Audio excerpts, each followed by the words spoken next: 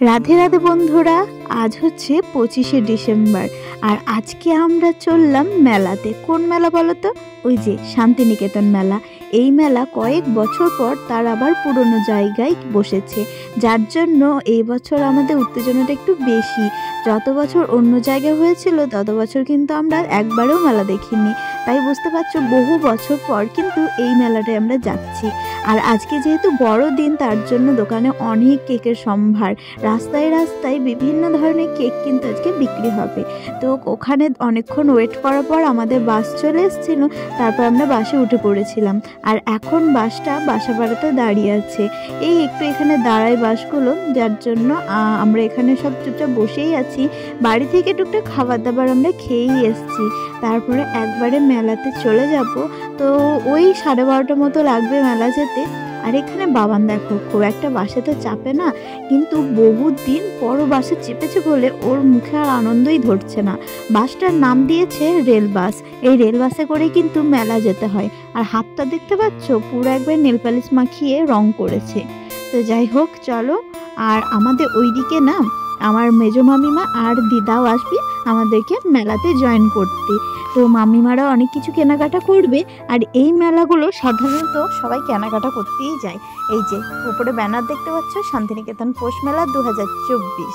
তো চলো এবার হেঁটে হেঁটে আমরা মেলার দিকে পৌঁছে যাই। এত দূর পর্যন্ত আমাদের বাসে আসার কথা ছিল, কিন্তু এই জায়গার অনেক আগেই আমাদেরকে বাস থেকে নামিয়ে দিয়েছে, কারণ রাস্তাতে কিন্তু প্রচুর জ্যাম হয়ে যাবে। আর দেখতেই পাচ্ছ কোনো টোটোর কোনো চিহ্ন নেই, অনেকটা কিন্তু আমাদেরকে হাঁটতে হচ্ছে। যতই পৌষ মাসের দিন হোক, তাও কিন্তু সোয়েটার পরে আছি, যথেষ্ট গরম করছে।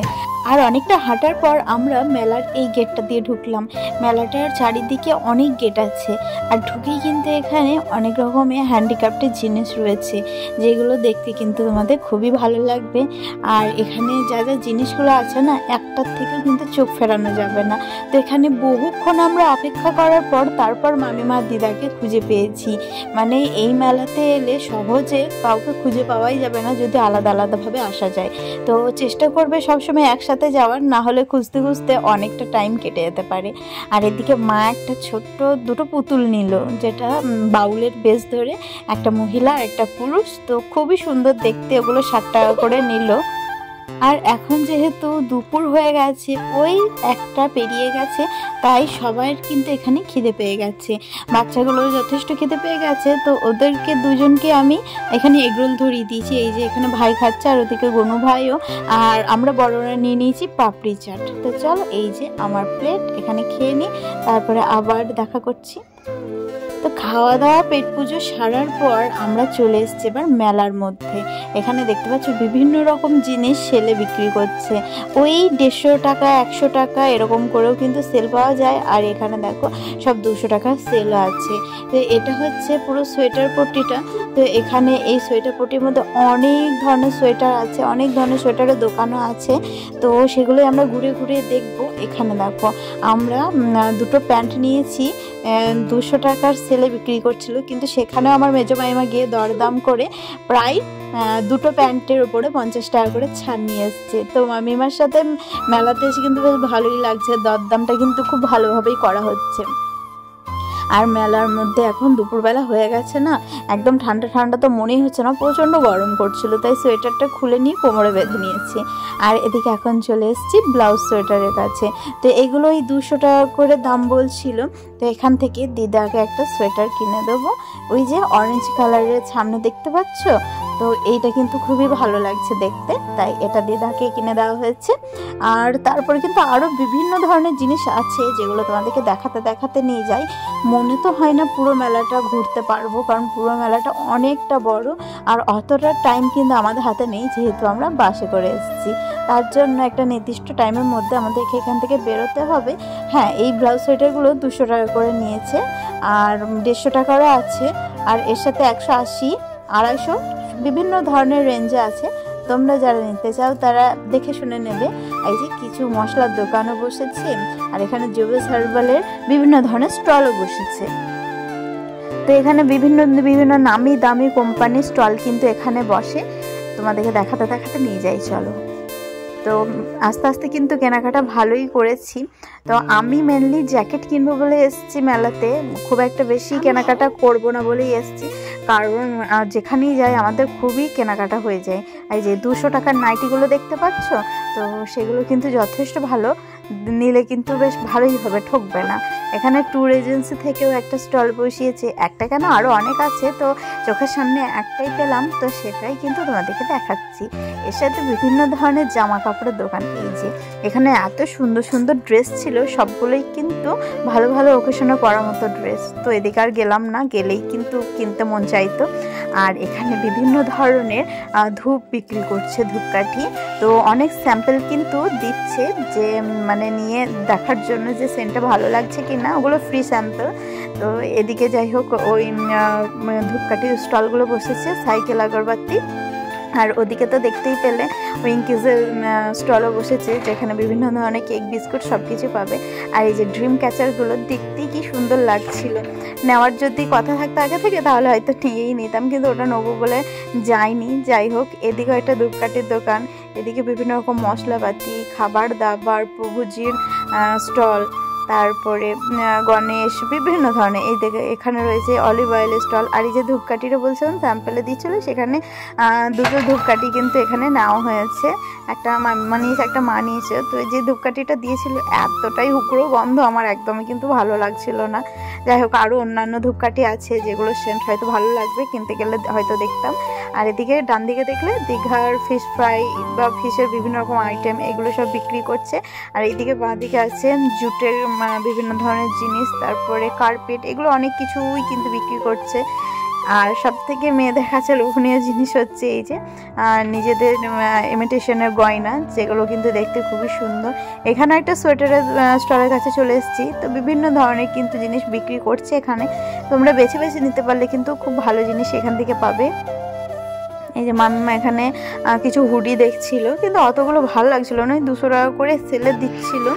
আরও বিভিন্ন ধরনের কিন্তু নতুন নতুন সোয়েটার, তারপরে সোয়েটার টপ, কুর্তি, বিভিন্ন ধরনের জিনিস এসছে। মানে নেওয়ার ইচ্ছা থাকলে মানে জিনিস নিয়ে বাড়ি যেতে পারবেন, এতটাই কেনাকাটি হয়ে যাবে। এখানে একটা বড়ি, মশলা, পাঁপড়, বিভিন্ন ধরনের একটা দোকান এসছে, আচার।